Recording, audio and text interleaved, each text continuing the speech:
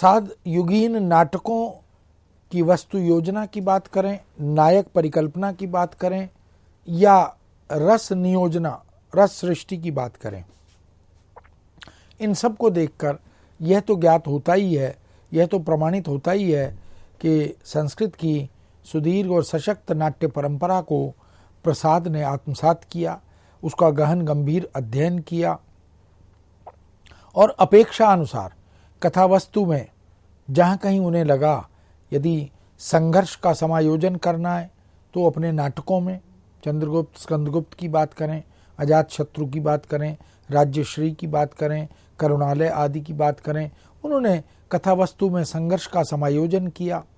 अंकों की दृश्य योजना, उसका विभाजन वह भी वैज्ञानिकता के आधार पर किया और कथा की आंतरिक अनुवृत्ति को, कथानक की अंतर वस्तु को जोड़ते हुए ये अंकों का दृश्य विभाजन किया।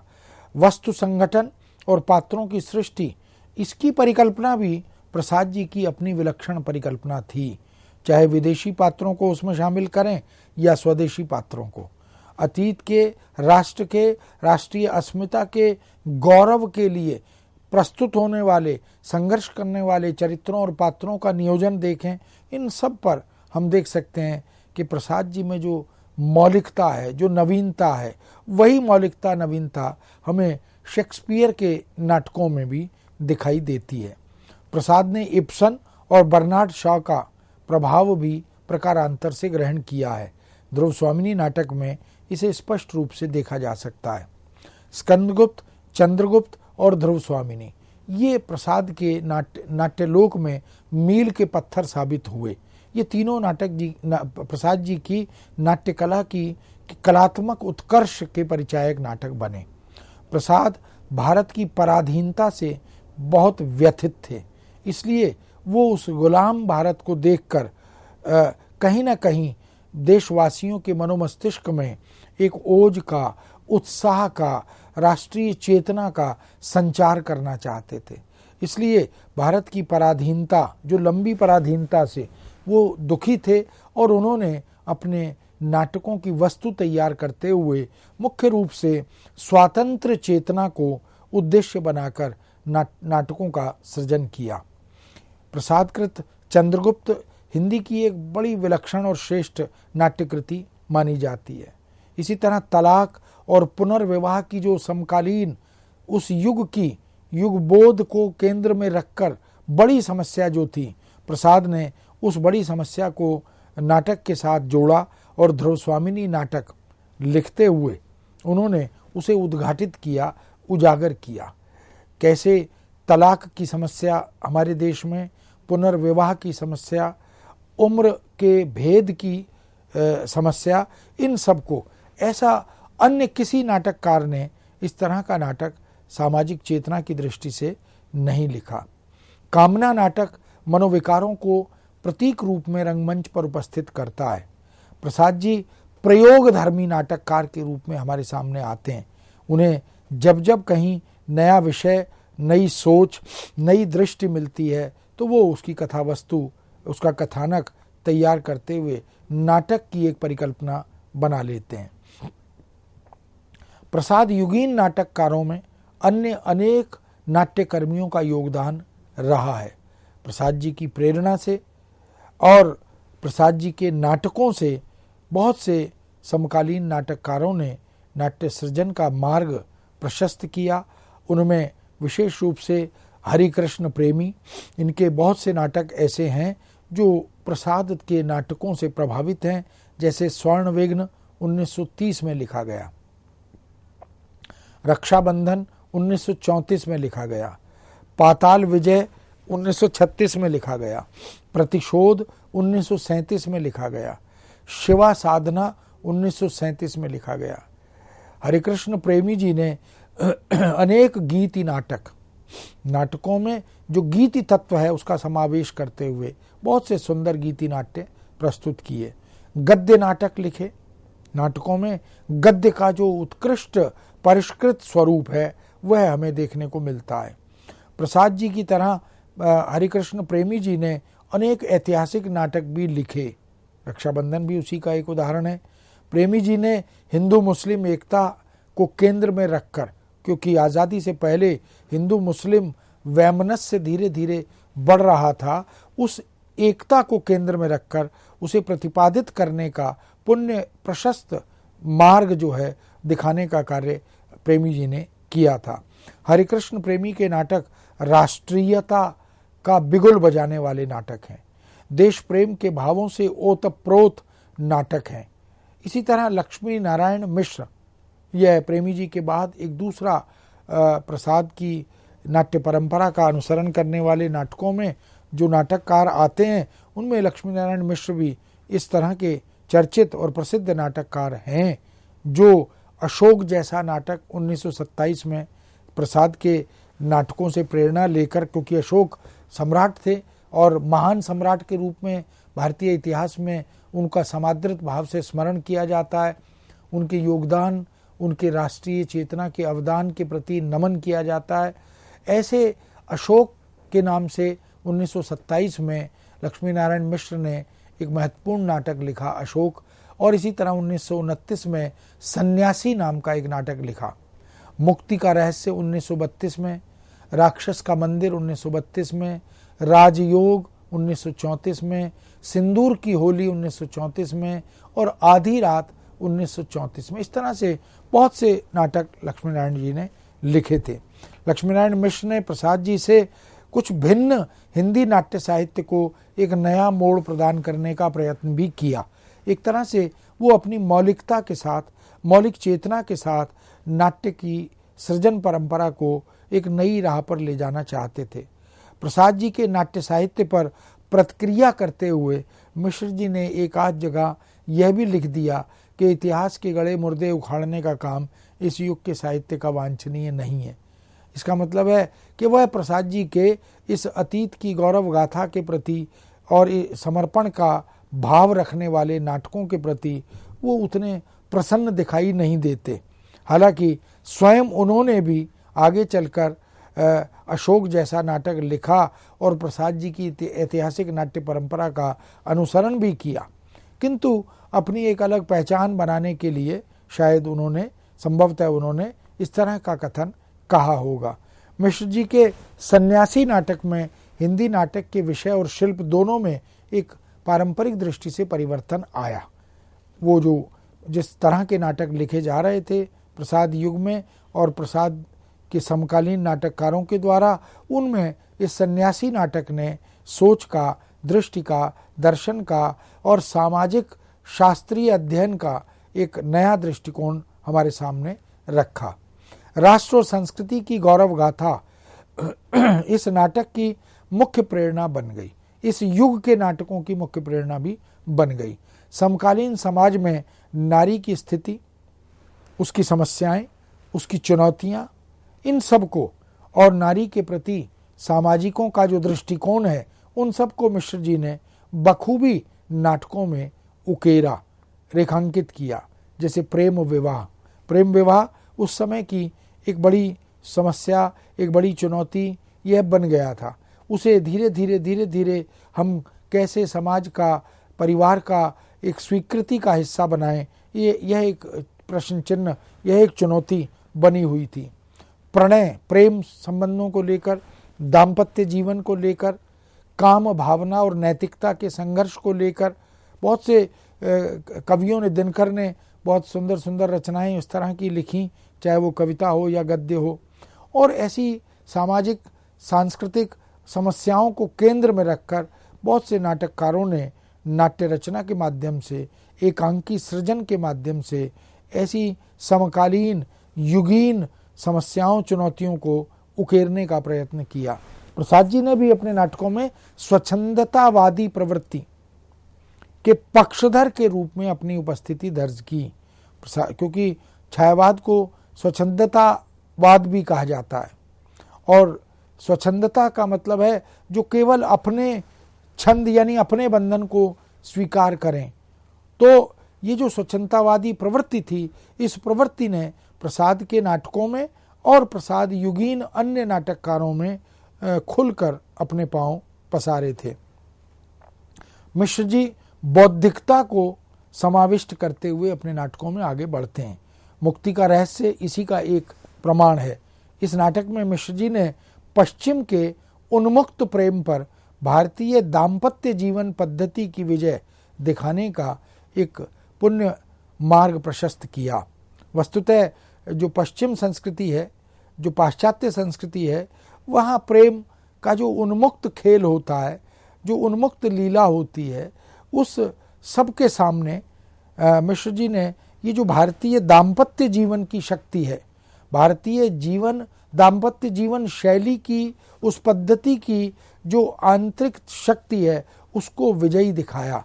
इसका मतलब है कि हम अपनी उस सांस्कृतिक सामाजिक परंपरा के प्रति नतमस्तक होकर उसके प्रति उपकृत होने का बोध भी प्रकट करते हैं, भाव भी प्रकट करते हैं। सिंदूर की होली में विधवा विवाह, नारी उद्धार, इसी तरह की सामाजिक चुनौतियां हैं, समस्याएं हैं, जिनको इन नाटकों के माध्यम से नाटककारों ने उद्घाटित किया। सह शिक्षा का विरोध उस समय होता था। लड़के और लड़कियां एक साथ विद्यालय में, महाविद्यालय में या विश्वविद्यालय में शिक्षा हासिल नहीं कर सकते थे। इस सामाजिक कुरीति का विरोध किया और आधुनिक शिक्षा के प्रति आक्रोश मिश्र जी को परंपरावादी नाटककार, रचनाकार घोषित करता है। कुल मिलाकर अगर हम मिश्र जी के पूरे नाट्य सृजन को देखें तो उन्होंने बहुत उल्लेखनीय, बड़े स्मरणीय नाटकों का सृजन किया। लेकिन डॉक्टर नगेंद्र, जो हिंदी के प्रतिष्ठित समालोचक हैं, इतिहासकार हैं, समीक्षक हैं, काव्यशास्त्रीय विद्वान हैं, उन्होंने मिश्र जी के नाटकों पर टिप्पणी करते हुए यह लिखा कि कहीं व्यक्ति की स्वतंत्रता की सिफारिश है तो कहीं व्यक्ति के विश्व में लय कर देने की वकालत भी है। मिश्र जी के लगभग सभी नाटक 3 अंकों में, लगभग सभी नाटक 3 अंकों में विभक्त हैं। वे अंकों का विभाजन दृश्यों से नहीं करते। इस तरह नाट्यशास्त्रीय परंपरा, नाटक की वह जो आचार्य भरत मुनि से लेकर प्रारंभ होने वाली, क्योंकि भरत मुनि ने नाट्यशास्त्र में अपने तमाम साहित्यिक सैद्धांतिक विवेचना का विस्तार करते हुए नाटक के परिप्रेक्ष्य में ही तमाम मान्यताओं और स्थापनाओं को प्रस्तुत किया था। ऐसे नाट्यशास्त्री मौलिक और क्रांतिकारी प्रयोग, परिवर्तन के अधिकार आदि के साथ वो आगे बढ़ते हुए दिखाई देते हैं।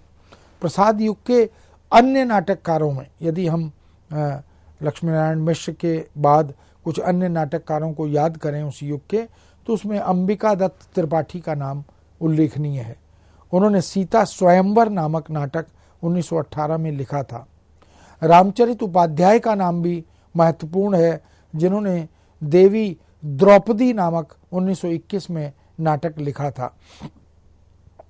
रामनरेश त्रिपाठी का नाम पथिक जैसी रचना लिखने वाले और सुभद्रा नाम से 1924 में और जयंत नाम से 1934 में रामनरेश त्रिपाठी ने 2 महत्वपूर्ण नाटक हमें दिए हैं। वो एक कवि के रूप में भी त्रिपाठी जी की पहचान है और नाटककार के रूप में भी। गंगा प्रसाद अरोड़ा ने सावित्री सत्यवान 1955 में, गौरी शंकर प्रसाद ने अजामिल चरित 1926 में लिखा, परिपूर्णानंद वर्मा ने वीर अभिमन्यु नाटक 1926 में लिखा था। इन नाटकों के नामकरण से ही इनमें जिन पात्रों के जीवन, उनके चरित्र, उनके व्यक्तित्व, उनकी सशक्त सुदीर्घ राष्ट्रीय चेतना से ओतप्रोत जीवन शैली, इनको उकेरने का प्रयत्न इन रचनाकारों ने किया है। वियोगी हरि भी एक बड़े रचनाकार के रूप में इस युग में हमारे सामने आते हैं। वो तुलसी की रचनाओं की टीका भी करते हैं और सत्सइयों का सृजन भी करते हैं और नाटकों की दुनिया में, नाट्य सृजन की दुनिया में भी एक विलक्षण योगदान करते हुए दिखाई देते हैं। छद्म योगिनी 1928 में वियोगी हरि ने एक सुंदर नाट्य रचना प्रस्तुत की थी। प्रबुद्ध यामुन अथवा यमुनाचार्य चरित, यह 1929 में उन्होंने लिखा था। गोकुलचंद वर्मा ने जयद्रथ वध नाम का नाटक 1929 में लिखा था। कैलाश नाथ भटनागर ने भीष्म प्रतिज्ञा 1934 में नाटक लिखा था। हम देख सकते हैं कि महाभारत की कथा हो, महाभारत के पात्रों का नाटकों की वस्तु से संबद्ध करके उनका चयन करने का सिलसिला हो, कृष्णावतार और रामावतार जैसे, क्योंकि कृष्ण और राम जो देश के दुनिया के बड़े लोक नायक के रूप में हमारे बीच उभरते हैं, ऐसे चरित्रों को लेकर भी लक्ष्मी नारायण गर्ग ने कृष्णावतार लिखा। जगन्नाथ प्रसाद चतुर्वेदी ने तुलसीदास नाम की 1934 में नाट्य रचना प्रस्तुत की। हम जानते हैं कि आगे चलकर निराला ने भी तुलसीदास पर एक लंबी कविता लिखी और वह भी काफ़ी हद तक नाट्य शैली में लिखी गई काव्य रचना है। अयोध्या सिंह उपाध्याय हरिओद जिन्होंने प्रिय प्रवास जैसी रचना लिखी, उनका प्रद्युम्न विजय व्यायोग नामक नाटक 1936 में प्रकाश में आया। रुक्मिणी परिणय 1937 में प्रकाश में आया। सेठ गोविंद दास जिन्होंने कर्तव्य नाम से 1936 में एक बहुत ही महत्वपूर्ण समकालीन समस्याओं को उकेरने वाला एक दुर्लभ चेतना वाला नाटक हमारे समक्ष प्रस्तुत किया। किशोरीदास वाजपेयी का नाम भी इस परंपरा में उल्लेखनीय है। उन्होंने सुदामा को केंद्र में रखकर कृष्ण के जो अभिन्न मित्र थे, जो अपनी गरीबी के कारण कृष्ण से मिलने में संकोच करते थे, ऐसे चरित्र को, जिनको दौड़कर कृष्ण नंगे पांव उनका स्वागत अभिनंदन करते हुए अपने राजमहल में लिवा ले जाते हैं, ऐसे महत्वपूर्ण चरित्र सुदामा पर भी किशोरीदास वाजपेयी ने सुंदर नाटक लिखा था। अनेक नाटक पौराणिक चरित्रों को आधार बनाकर लिखे गए, जिनमें हमारे लोक नायक राम और कृष्ण तो उल्लेखनीय हैं ही। प्रहलाद को लेकर, सुदामा को लेकर, महाभारत के चरित्रों को लेकर, पौराणिक चरित्रों में कई नाटक जो उन चरित्रों का वैशिष्ट्य उद्घाटित करने का प्रयत्न करते हैं। पांडे बेचन शर्मा उग्र ने महात्मा ईसा नाम से एक नाटक लिखा और इसी क्रम में गणेश दत्त इंद्र महाराजा संग्राम सिंह 1921 में इस शीर्षक से एक नाटक लिखते हैं, जो देश के लिए संघर्ष करते हैं, अपने ओज और उत्साह का परिचय देते हैं। भंवरलाल सोनी कृत वीर कुमार छत्रसाल का नाम भी बहुत महत्वपूर्ण राजा के रूप में, शासक के रूप में लिया जाता है और कवि भूषण से भी उनका रिश्ता, उनका संबंध दिखाई पड़ता है। ऐसे 1923 में भंवरलाल सोनी ने वीर कुमार छत्रसाल शीर्षक से नाटक लिखा। चंद्रराज भंडारी ने सम्राट अशोक नाम से 1923 में, तो हम देख सकते हैं कि सम्राट अशोक के नाम से अनेक नाटक, अनेक कविताएं लिखी जाती रहीं, क्योंकि अशोक ने भारतीय जीवन शैली को, भारतीय जनमानस को अपने आचरण और व्यवहार से, अपनी शासकीय व्यवस्था से प्रभावित किया था। प्रेमचंद का करबला नाटक भी 1928 में इस दृष्टि से उल्लेखनीय है। ज्ञानचंद्र शास्त्री का जयश्री 1924 में लिखा गया नाटक, बद्रीनाथ भट्ट का दुर्गावती 1924 में लिखा गया नाटक और चंद्रगुप्त 1928 में लिखा गया नाटक। इस तरह दशरथ ओझा ने चित्तौड़ की देवी और प्रियदर्शी सम्राट अशोक 1935 में, तो ये दशरथ ओझा जो दिल्ली विश्वविद्यालय के में हिंदी विभाग में शिक्षक रहे, उन्होंने, वो नाटक के विद्वान रहे, उनका शोध कार्य भी नाटकों पर रहा। उन्होंने चित्तौड़ की देवी और प्रियदर्शी सम्राट अशोक जैसे नाटक लिखकर अपनी नाट्य कला का, नाट्य विद्वत्ता का परिचय दिया था। जगन्नाथ शरणकृत कुरुक्षेत्र 1928 में लिखा गया बड़ा प्रसिद्ध नाटक माना गया। नत्थीमल उपाध्याय बेचैन कृत अत्याचारी औरंगजेब 1929 में लिखा गया नाटक है। चतुरसेन शास्त्री जो वस्तुतः बंगला में लिख रहे थे, हिंदी में भी उन्होंने खूब नाटक और उपन्यास लिखे। उनमें उत्सर्ग 1929 में, अमर राठौर 1933 में, उदय शंकर भट्ट की विक्रमादित्य नामक नाट्य रचना 1929 में प्रकाश में आई थी। धनीराम प्रेमकृत महाराणा प्रताप हम जानते हैं कि जो उनके चेतक जैसे घोड़े को लेकर बहुत सुंदर सुंदर कविताएं, बहुत सुंदर सुंदर नाट्य रचनाएं और इसी तरह एकांकी आदि का सृजन भी किया गया। ऐसी ऐतिहासिक नाट्य परंपरा का प्रचुर मात्रा में लेखन इस युग में होता रहा। इस युग में सामाजिक नाटकों की रचना भी प्रचुर मात्रा में हुई। विश्वंभर नाथ शर्मा कौशिक ने अत्याचार का परिणाम 1931 में, हिंदू विधवा नाटक उन्होंने 1935 में, प्रेमचंद का संग्राम 1922 में लिखा गया नाटक है। ईश्वरी प्रसाद शर्मा का कृषक दुर्दशा 1922 में लिखा गया नाटक है।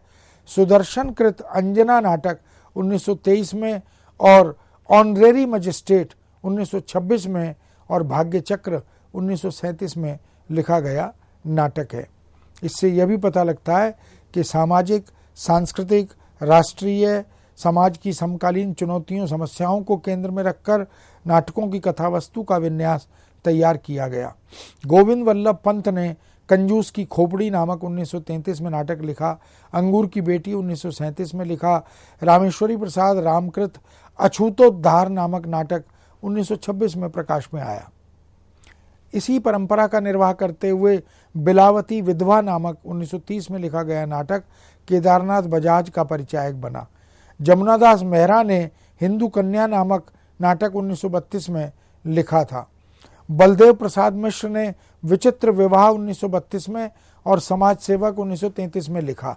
रघुनाथ चौधरी कृत अछूत की लड़की या समाज की चिनगारी, ये नाटक भी इस बात के द्योतक हैं कि नाटककार अपने समय, अपने युग में जो समस्याएं थीं, जो कठिनाइयां थीं, समाज में जो विद्रूपताएं चारों तरफ विकीर्ण थीं, उन सब को केंद्र में रखकर नाटक के कथानक का, उसकी कथावस्तु का सृजन कर रहे थे।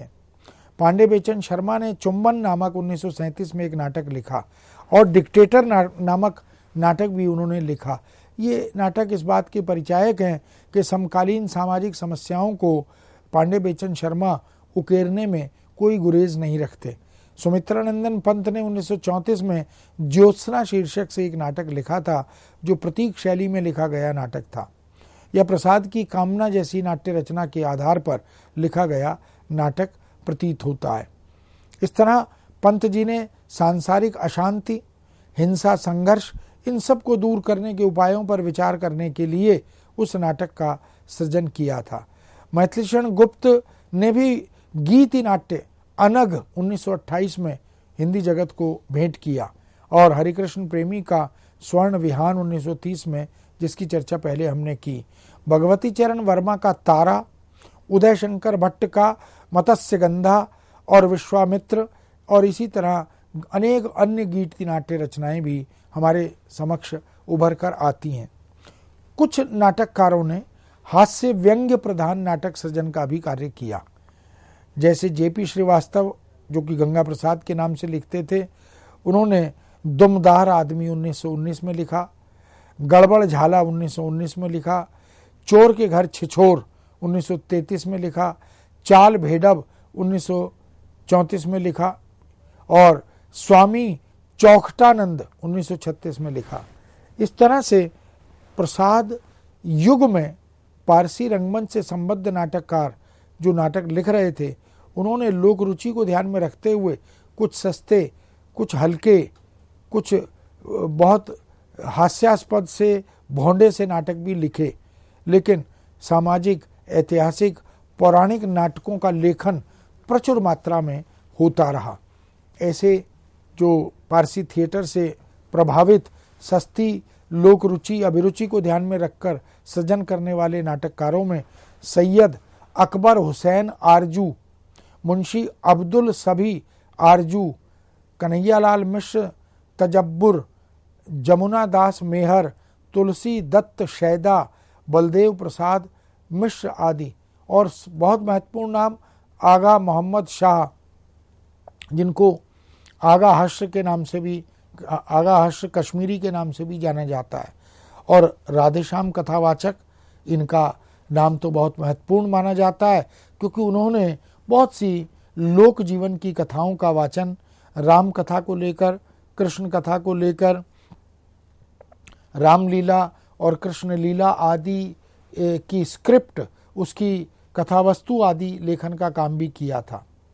कुल मिलाकर प्रसाद युगीन समस्त नाट्य सृजन का अगर अवलोकन करें, समस्त नाट्य रचनाओं, नाटककारों के प्रदेय पर अगर विचार करें, तो हम देख सकते हैं कि यह नाट्य सृजन का सिलसिला सैकड़ों नाटकों तक चलता है।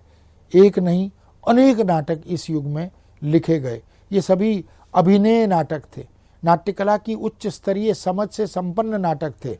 नाट्यकर्मियों और उनके द्वारा सृजित नाटकों के योगदान को हम कभी भी विस्मृत नहीं कर सकते, क्योंकि प्रसाद युग के नाटककारों का प्रदेय ही आगे के बाद के नाटककारों के लिए एक सशक्त आधारशिला का सृजन करता है। इसलिए इस सब पर चर्चा हम प्रसादोत्तर हिंदी नाटकों में करेंगे, लेकिन यह निस्संदेह कहा जा सकता है कि प्रसाद युग नाटकों के लिए हिंदी नाटक युग का स्वर्ण युग माना जाता है। हालांकि प्रसाद के बाद भी मोहन राकेश आदि ने, धर्मवीर भारती आदि ने बहुत सुंदर नई शैली, नए अंदाज के नाटक लिखे थे, किंतु प्रसाद का अपना और प्रसाद युग के रचनाकारों का योगदान नाटक के सृजन में विलक्षण है, अनुपम है, अनूठा है, अविस्मरणीय है। मित्रों, इस विषय को यहीं विराम देते हैं और अगली बार फिर से आपके सामने प्रसादोत्तर नाटकों पर चर्चा करने के लिए उपस्थित होंगे। आज्ञा दीजिए। नमस्कार।